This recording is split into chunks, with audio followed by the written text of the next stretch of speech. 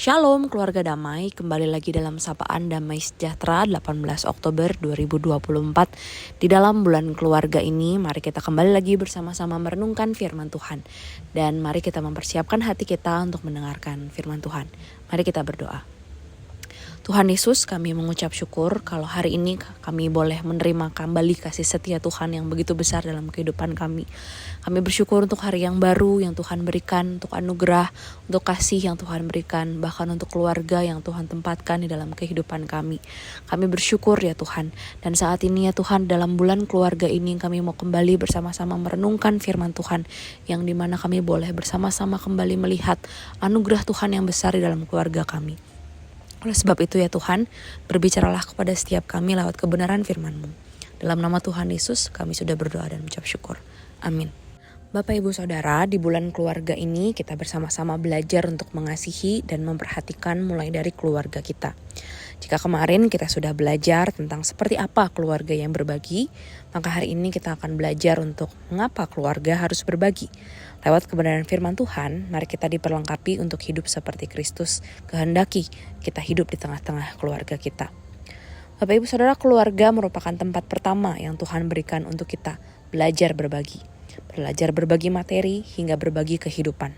Di sanalah kita belajar untuk saling, yaitu menerima dan juga berbagi. Lewat berbagi, kita bisa menunjukkan kepedulian dan kasih terhadap anggota keluarga kita. Memang ada kalanya Bapak Ibu Saudara, kita bisa berbagi tanpa mengasihi. Tetapi kita tidak bisa mengasihi tanpa berbagi. Lalu Bapak Ibu Saudara, mengapa kita perlu menjadi keluarga yang berbagi? Hari ini kita akan melihat beberapa bagian firman Tuhan yang akan menolong kita untuk belajar berbagi. Yang pertama Bapak Ibu Saudara, berbagi merupakan perintah Tuhan. Di dalam Lukas 3 ayat 11 mencatat perintah Yesus, yaitu barang siapa mempunyai 2 helai baju, hendaklah ia membaginya dengan yang tidak punya. Dan barang siapa mempunyai makanan, hendaklah ia berbuat juga demikian. Dari firman Tuhan ini Bapak Ibu Saudara, kita pun dipanggil untuk melakukan perintah Tuhan, berbagi kepada orang lain. Dan yang kedua Bapak Ibu Saudara, berbagi merupakan ciri-ciri pengikut Tuhan Yesus. Setiap orang Kristen atau jemaat mula-mula telah memberikan contoh saling berbagi dalam kebutuhan-kebutuhan hidup sehari-hari.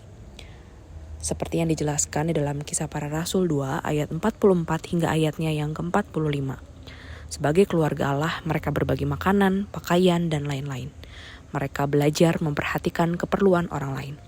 Dan sebagai pengikut Kristus di masa kini pun, kita pun patut untuk melanjutkan sikap hidup ini.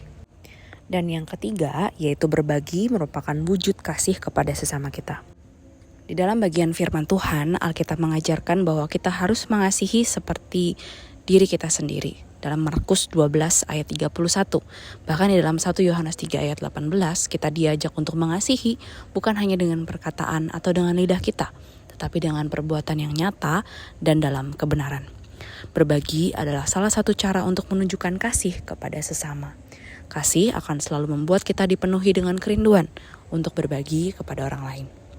Dan yang keempat Bapak Ibu Saudara, berbagi akan membuat kita bahagia. Di dalam Kisah Para Rasul 20 ayat 35 dikatakan bahwa lebih berbahagia memberikan daripada menerima. Ketika kita memberikan sesuatu kepada orang lain dan membuat mereka bahagia, kita pun akan merasakan kebahagiaan itu. Yang kelima Bapak Ibu Saudara, orang yang senang berbagi akan mendapatkan balasan dari Tuhan. Tuhan mengasihi, Tuhan senang dengan orang yang berbagi hidup dengan sukacita dan sukarela. Dengan sukacita dan sukarela. Dan Tuhan menyediakan ganjaran bagi mereka yang dengan senang berbagi, dengan tulus hati. Seperti yang tertulis dalam Amsal 19 ayat 17 dan juga yang tertulis dalam 2 Korintus 9 ayat 6-7. Dan yang terakhir Bapak Ibu Saudara, keluarga dipanggil untuk berbagi karena sudah terlebih dahulu menerima dari Tuhan. Tuhan yang terlebih dahulu membagikan hidupnya bagi kita.